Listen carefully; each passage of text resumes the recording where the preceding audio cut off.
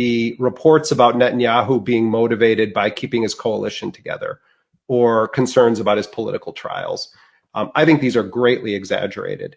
And one of the facts is that is relevant in recent opinion polls of the Israeli public.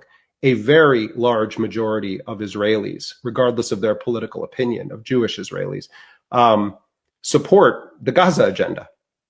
And I think we have to keep repeating that. As much as Bernie Sanders wants to pretend there isn't a place called Israel that's doing this, but that it's just a man called Netanyahu and his far-right cabinet, the majority of that society is behind this bloodthirsty mass murder campaign.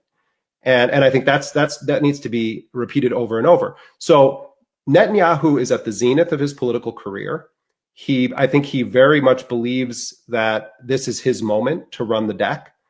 I think that he really, truly wants to depopulate Gaza entirely of Palestinians, because a long-term Israeli occupation of Gaza is going to mean a war of attrition against the occupation forces there.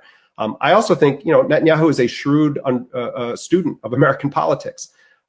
We don't know what's going to happen in the midterm elections in the United States. I think that Netanyahu feels like he has a window here that is the best position that a genocidal Israeli leader has ever been in, where you have Trump imposing a kind of authoritarian agenda in the United States, where there is a full carte blanche support for Israel's war of annihilation, where Trump himself put on the table this notion of a Gaza Riviera. Netanyahu likes to talk about it, but he doesn't say it's going to be American run. He talks about it as an Israeli agenda. And I think we have to take him at his word that that is the actual agenda here.